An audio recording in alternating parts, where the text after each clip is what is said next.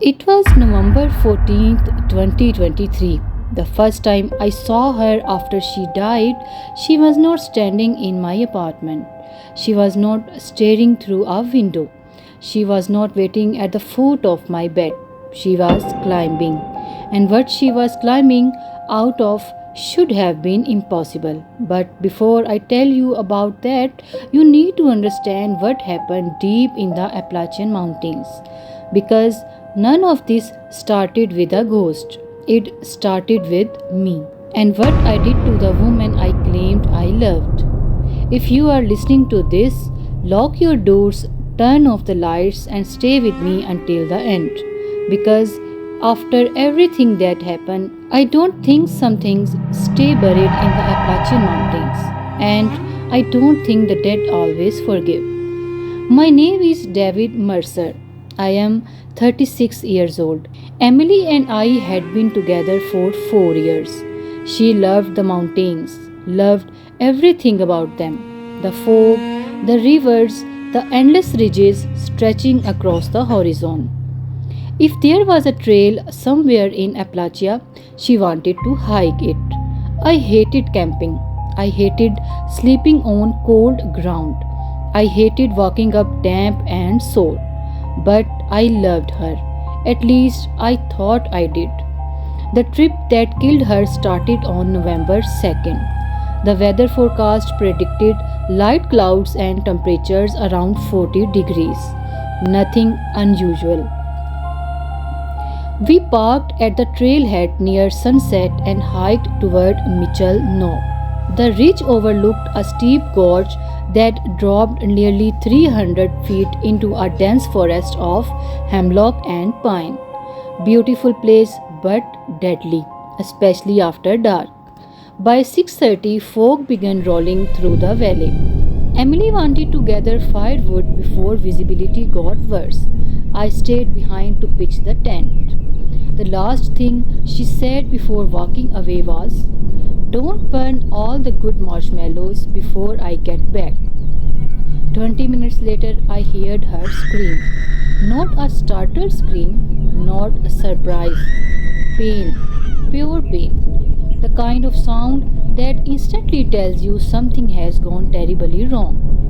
I dropped the tent pole and ran. The fog was thick enough that I couldn't see 10 feet ahead. I followed the sound of her crying until I reached the edge of the ravine. Then I looked down and saw her. She had fallen almost 30 feet before hitting a shelf of jagged shale. One leg was bent underneath her at an angle no leg should bend. Blood covered the rocks beneath her. Rain had started falling. Cold rain, the kind that turns to sleet after sunset. "David," her voice echoed through the gorge. "Oh God, David, help me." I still hear those words every night. It took me almost 10 minutes to climb down to her. By then, she was shivering uncontrollably. I could tell immediately that her ankle was shattered, possibly worse. She grabbed my jacket with trembling fingers. "You need to get me out of here." "I know, don't leave me." Those 3 words, "don't leave me." The trailhead was nearly 5 miles away. The emergency beacon was in truck. The heavy rope was in the truck. The medical kit was in the truck. Everything was in the truck. And the truck keys were in my pocket. I remember staring up at the dark wall of the ravine. I remember calculating distance, time, weather, the freezing rain, the climb, the risk, and then another thought entered my head. A horrible thought. One that still disgusts me. What if she didn't make it? Emily had life insurance. Not much, but enough. We had been fighting for months. Debt was piling up. The relationship was falling apart. Things neither of us wanted to admit. The thought appeared for only a second, maybe 2, but it appeared. And once it appeared, I couldn't stop thinking about it. "David," she looked up at me through the rain. Fear filled her eyes. Please don't leave me. I wish I could tell you I stayed. I wish I could tell you I carried her. I wish I could tell you I fought for her. But that is not what happened. I climbed out of the ravine. I walked back to the campsite, packed my gear, got into the truck, and drove away. While she was still alive, while she was still calling my name. After 2 days, I reported her missing. By then, a snowstorm had buried the entire ridge. Search teams spent 6 days looking. Helicopters, dogs, volunteers, nothing. No body, no clothing, no backpack, nothing. It was as if Mitchell Knob had swallowed her whole. Months passed. Life moved on, at least on the surface. Inside, something was rotting. Every time I closed my eyes, I saw her looking up at me from the bottom of that ravine. Every time the phone rang unexpectedly, my heart stopped. Every time it rained, I smelled wet pine. I stopped sleeping, stopped eating properly, stopped answering friends. The guilt became its own living thing, a parasite, growing larger every day. Then on November 14th, exactly 12 days after she disappeared, I woke up at 2:07 am and heard someone climbing the outside wall of my house. At first I thought it was a raccoon. The second, the sound came from beneath my bedroom window. A scraping, a dragging, a wet, heavy movement, like something pulling itself upward one painful inch at a time. Scrap, drag, scrap, drag, scrap, drag, slowly, patiently coming closer until it stopped directly outside the glass. I held my breath. The curtains were closed.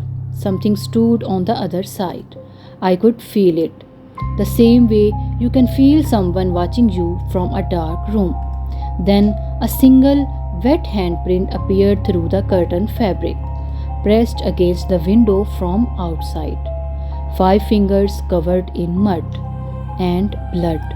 The hand slowly slid downward, leaving a dark streak, as if whatever was outside lacked the strength to remain standing. And then 3 knocks struck the glass. I didn't move. I didn't breathe, because deep down I already knew who had come home. I stayed frozen in bed for almost 10 minutes after the knocking stopped. I don't know how long I sat there staring at the curtains. Maybe 5 minutes, maybe 30. Time feels different when you are terrified. Eventually, I convinced myself there had to be an explanation. A tree branch, a raccoon, a nightmare, anything but the truth. Anything except what my gut already knew. I climbed out of bed and grabbed the baseball bat I kept beside the dresser. The house was silent. Slowly, I crossed the bedroom and pulled the curtain aside. The yard outside was empty. Moonlight covered the grass. The porch sat undisturbed. No person, no animal, no sign that anything had been standing there. For a brief moment, relief flooded through me. Then I looked down, 3 stories below the window. Pressed into the frost covering the side of the house were muddy long streaks, as though something wet had dragged itself upward along the brick wall. The marks started at ground level and ended directly beneath my bedroom window. I slammed the curtain shut. I didn't sleep for the rest of the night. By sunrise, I had convinced myself I was imagining things: grief, stress, and guilt. Every article online said the same thing. People suffering trauma often experience vivid hallucinations, auditory hallucinations, visual hallucinations, paranoia. I spent hours reading them, trying desperately to find myself in those symptoms, trying to convince myself that I was not being haunted. Because if I was not hallucinating, The Emily had somehow found her way back from the Appalachian Mountains, and that possibly terrified me more than death itself. The next few days passed quietly. On the third night, I came home from work around 11. Rain was falling, cold November rain, the same kind that had fallen on the Appalachian Mountains that evening. The moment I stepped inside the house, I knew something was wrong. I locked the front door and headed toward the kitchen. Then I stopped. The hallway light was on. I was certain I had turned it off before leaving. Certain. But there it was, casting a pale yellow glow across the hall. At the end of the hallway stood the coat rack, and hanging from it was an orange windbreaker. My stomach dropped. Emily's windbreaker. The same one she had worn in the Appalachian Mountains. The same one search teams never found. The same one that should have been buried beneath snow or lying somewhere deep inside the wilderness. Yet there it was, swaying gently back and forth, as if someone had just placed it there moments earlier. I didn't want to approach it. Every instinct screamed at me to leave.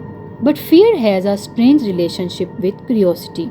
Slowly, I reached out and touched the sleeve. They were ice cold, as though it had been pulled from a frozen stream. Then I heard it, a metallic sound, tiny, subtle, but unmistakable. The brass zipper, moving very slowly. The zipper slide began traveling upward by itself. Half an inch, then another. The broken teeth near the collar caught briefly, just like they always had. Then came the familiar double click, exactly the sound it used to make whenever Emily zipped it all the way closed. Click, click. I stumbled backward. The hallway light flickered once, twice, then died completely. Darkness swallowed the house. For several seconds, I stood frozen, unable to move, unable to breathe.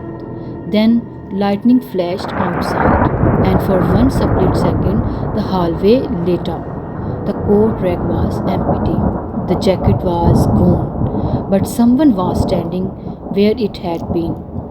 A woman, motionless, her head tilted unnaturally to one side. Her long hair hung over her face. Water poured from her clothing.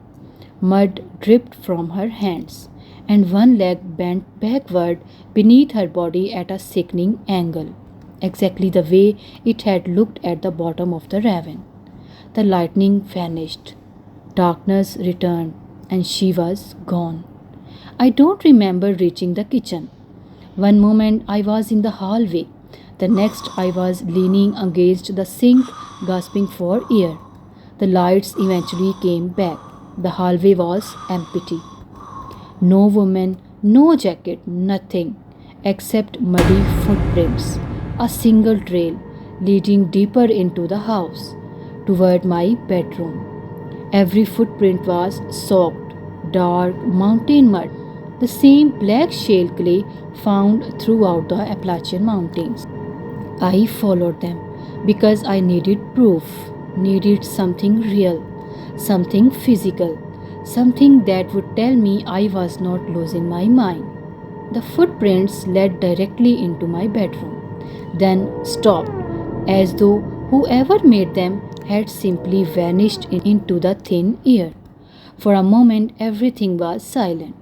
Then something struck the inside of the closet door. Hard. The entire frame shook. I stumbled backward. Another impact followed. Then another, each one stronger than the last. Whatever was inside wanted out, and somehow, deep down, I knew exactly who it was. I fled the room. I didn't stay to investigate. I didn't open the closet. I grabbed my keys and ran. Within seconds, I was in my truck, speeding away from the house. The windshield wipers fought against a steady rain. I rented a motel room 30 miles away. I figured distance might help. Maybe whatever was happening was tied to the house. Maybe leaving would break it. I was wrong. At 2:13 a.m. I woke to a strange sound. A zipper slowly closing somewhere inside the motel room. My eyes opened instantly. The room was dark except for the faint glow of the television. The zipper sound came again, closer this time. I reached for the lamp beside the bed and switched it on. The room was empty. Then I looked toward the bathroom. The door stood slightly open, and hanging from the hook behind it was an orange windbreaker. My blood froze. I had never brought it with me. I had never even touched it. Yet there it was, dripping water onto the tile floor, the brass zipper partially closed, swaying gently as though someone had just walked away from it. I didn't sleep another minute that night. Next morning, I came back home. Over the next week, things got worse. The haunting followed me everywhere. One morning, I found wet footprints leading across my ceiling. Footprints that crossed directly over my bed while I slept. Every night brought something new, a new reminder, a new punishment, a new message. Then came the photographs, and that's when I truly began to lose my mind. One evening, I returned home from work and found camping photographs on living room's table. Pictures Emily and I had taken over the years. With trembling hands, I began flipping through them. The first few looked normal: campfires, hiking trails, mountain overlooks. Then I reached the last photograph and nearly dropped. The picture showed our final campsite, the one in the Appalachian Mountains, the one from the night she disappeared. But something had changed. The original photo had only shown our tent. Now there was someone standing in the trees behind it, a woman covered in mud, watching the camera, watching me. It was Emily, and she was not standing. She was leaning, her body tilted at an impossible angle, like her bones had never healed after the fall. That night, I finally did something I should have done weeks earlier. I returned to the search records. I spent hours digging through documents, reading every detail, searching for something I had missed, and eventually I found it. One paragraph buried inside a ranger's report, a statement that had been overlooked because nobody understood its significance. At the time, neither had I. A volunteer searcher reported hearing a female voice on the fourth night of the search. The voice came from deep inside the ravine. The searchers believed it was Emily. Rescuers immediately discarded into the area, but severe weather forced them back. They planned to return at first light. When they did, the voice was. I felt sick because I knew what that meant. Emily had survived longer than I thought, possibly days longer, maybe even 4 days. Alone, broken, freezing, calling for help, waiting, believing I would come back.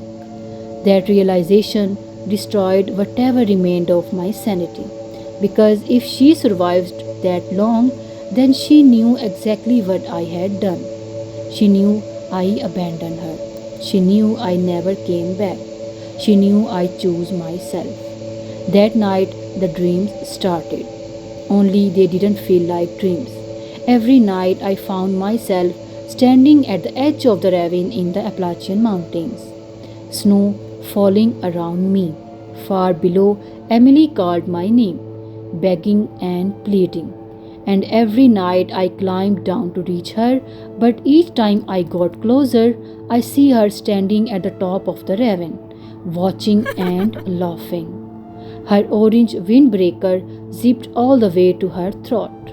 mud dripping from her sleeves. One side of her skull crushed inward, her head tilted unnaturally, and every night she would say the same thing, the exact same words. You never saw what came down after you left. Then I would walk up, screaming, drenched in sweat, because somehow I knew she was not talking about herself. The following evening, I discovered what she meant. When I arrived home after work, sitting in the middle of my living room floor was Emily's backpack, the backpack she carried into the Appalachian Mountains that evening. The backpack search teams never found. Its fabric was torn, its straps shredded, and covering the entire thing were long parallel scratches, deep gouges, as if someone enormous claws had dragged it across stone.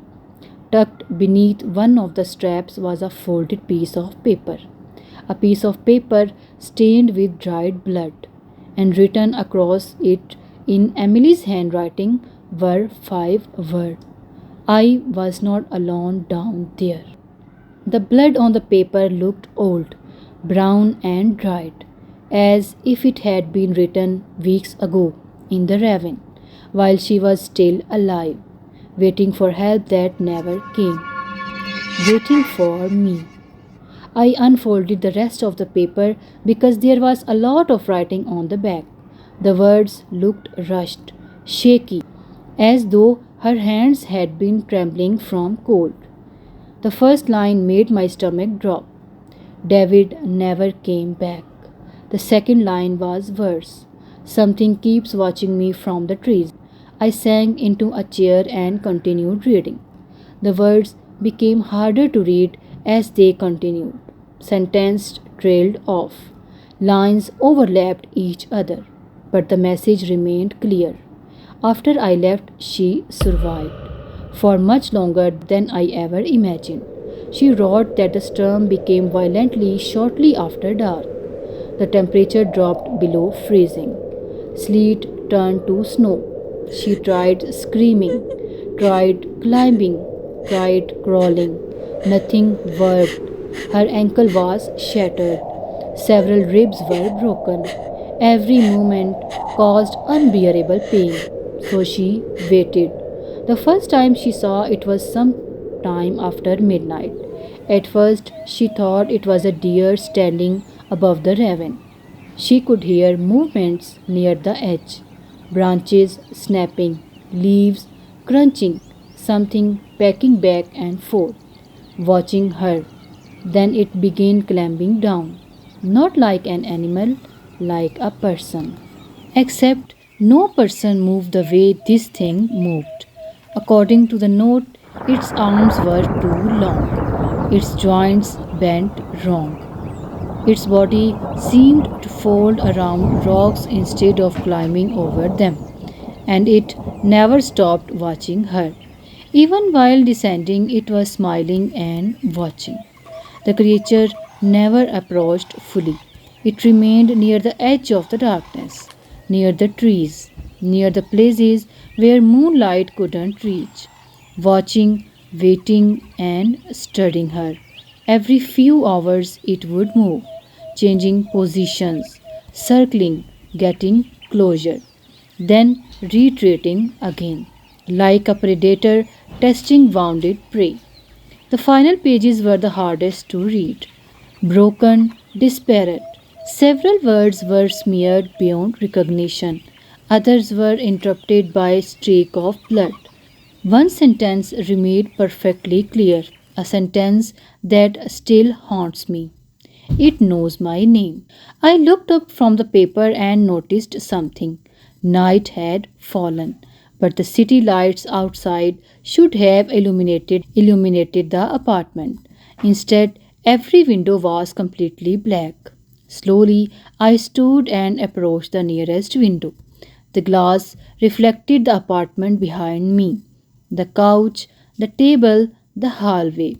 Then I noticed something else, someone standing in the reflection behind me. I spun around. Nothing. The apartment was empty. When I looked back at the glass, the figure was still there, only in the reflection, watching me. She was Emily, or what remained of her. The orange windbreaker hung from her body, soaked, torn. Her head leaned at an impossible angle. One side of her face was crushed inward. Her skin carried the pale grey color of something long dead, and standing directly beside her was another figure, much taller.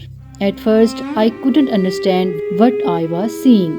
The thing seemed wrong. Not merely ugly, wrong. Its limbs bent in directions they shouldn't. Its shoulders were too broad, its neck too long, its arms nearly reached the floor. Dark mud dripped from its fingers. Its eyes reflected pale white. Then it smiled. Its mouth stretched far beyond what an human face should allow.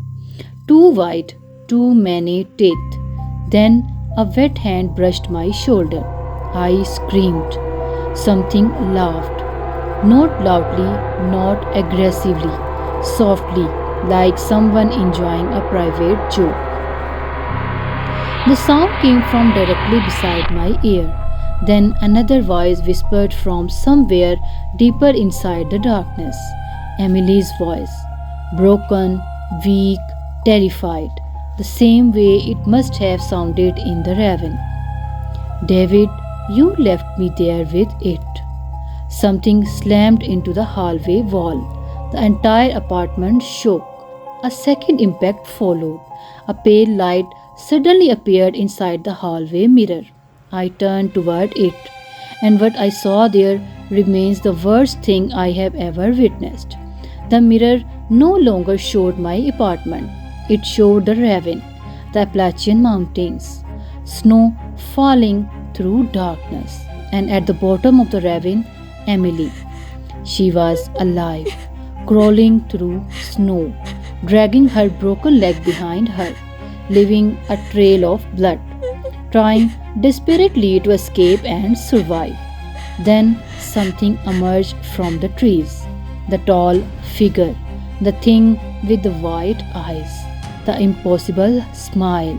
It moved toward her slowly, patiently, like it had all the time in the world. Emily saw it and screamed. The mirror cracks instantly. A spider web of fractures spread across the glass, but the vision continued. The thing crouched beside her. Then it turned its head and looked directly at me through the mirror, as if it knew I was watching, as if it had been waiting for me to see this. Its smile widened. The mirror shattered. The apartment returned. Darkness vanished. The city lights outside reappeared. Everything was normal again, except for one thing. Written across the wall above my couch, in thick, wet mountain mud, were four words. Words written in Emily's handwriting. Words that made me realize the haunting was almost over and something much worse was about to begin. Come back to the mountains. I didn't sleep that night. I didn't call a priest. I didn't call anyone because deep down I already knew there was only one place this could end: the Appalachian Mountains. The place where I left Emily to die.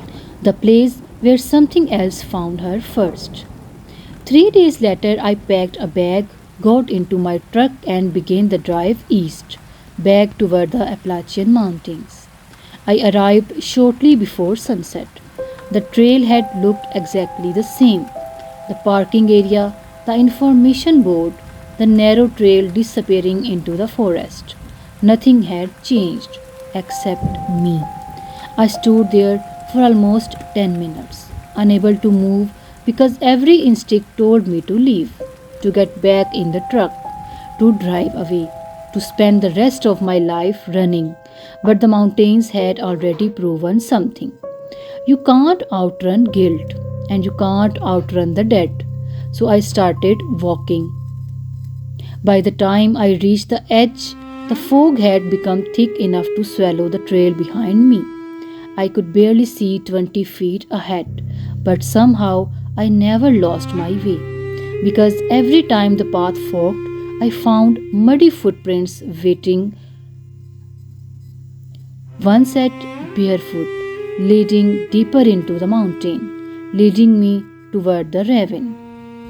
I reached it shortly after midnight, the exact place where Emily fell, the exact place where I abandoned her, the exact place where everything began. The ravine looked unchanged, dark, steep, silent, a wound carved into the mountain itself. For several moments, nothing happened. Then I heard her voice. David? Not from behind me, not from the trees, from below, the bottom of the ravine, exactly where I had left her. I approached the edge and looked down. My stomach immediately dropped because someone was standing at the bottom. A woman wearing an orange windbreaker, motionless, waiting. Emily. The fog shifted, and suddenly she looked exactly as she had before the accident. Healthy, beautiful, alive, no broken bones, no blood, no wounds, just Emily, looking up at me the way she used to. Tears filled my eyes. For the first time in months, for the first time since that night, I saw her, and she smiled. A small, sad smile, the kind that somehow hurts more than anger. You came back? My voice broke.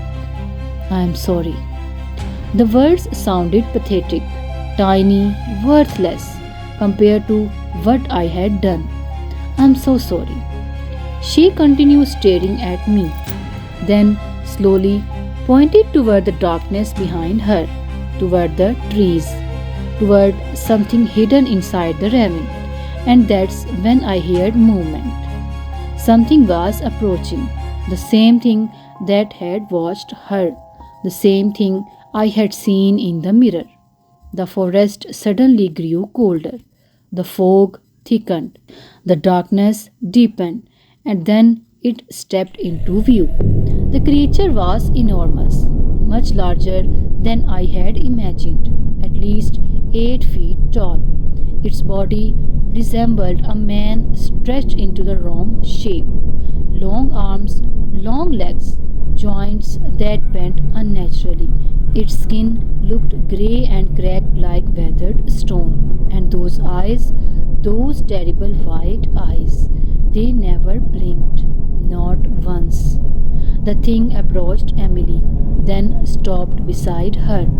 For several seconds, nobody moved. Nobody spoke. The creature simply stared at me. Suddenly, the ravine changed. The world around me shifted. The fog disappeared. The snow returned. And I found myself standing inside the past. The night Emily died. I watched myself climbing out of the ravine, watched myself walking away, watched myself abandon her. Every selfish thought, every excuse, every lie. I saw all of it, and so did Emily. Then the vision continued, showing something I had never seen before, something that happened after I left. Emily survived for 4 days. She drank melted snow, dragged herself across rocks, screamed until her voice broke, waited for rescue, waited for me, and all the while the creature remained nearby, watching, never touching her, never harming her, simply staying, keeping other predators away, guarding her. The realization hit me like a hammer. The monster was not hunting her, it was protecting her. I stood frozen, unable to process what I was seeing, because the true monster had never been the thing in the trees. The true monster had been me. Emily looked toward the creature, then back at me. You thought it came for revenge? Her voice echoed through the ravine. It came because I was alone. I felt sick. Everything I had believed was wrong. The haunting, the fear, the creature, all of it. Then Emily's expression changed. The sadness disappeared, and for the first time she looked angry. Worse, disappointed. You left me. The words shattered me because there was no defense, no excuse, no explanation, only truth. Emily continued staring at me. Then she smiled one final time and stepped away from the ravine, away from the pain, away from the mountain, away from me. Slowly, her figure dissolved into the fog, gone, at peace. I wish I could tell you that's where the story ends. I wish I could tell you I found redemption, that I returned home, that life moved on. But that is not what happened, because when Emily disappeared, I looked down and realized I was no longer standing at the top of the ravine. I was standing at the bottom, exactly where she had been. My shattered flashlight lay beside me. Snow covered the rocks. The cliff toward overhead, hundreds of feet above, impossible to climb. The same position, the same darkness, the same cold, the same helplessness. Then I heard footsteps, far away, at the top of the ravine, someone standing above me, watching. Someone appeared through the fog. Human, motionless. I couldn't see their face, but I knew who it was. Me. The version of myself that walked away. The version that abandoned her. The version that could never escape what he had done. The figure turned and began walking away, leaving me behind, just as I had left her. I screamed, begged, pleaded, called for help, but nobody came. The fog swallowed that thing. The mountains fell silent. And for the first time in my life, I understood exactly how Emily felt. That was 3 years ago, or 3 minutes ago. I honestly don't know anymore. Time works differently here. The Appalachian Mountains have a way of holding on to things, especially unfinished things, especially guilt. Sometimes I still hear search helicopters overhead. Sometimes I hear people calling my name. Sometimes I hear hikers passing near the ridge, but nobody ever sees me. Nobody ever finds me. And every now and then, when snow begins falling through the trees, I see a woman in an orange windbreaker standing on the ridge above, watching, waiting, smiling, laughing, not for rescue, not for revenge, but for someone else. Someone carrying guilt into these mountains. Someone who believes they can leave another person behind and simply walk away. Because the Appalachian Mountains remember, and eventually they always send you back.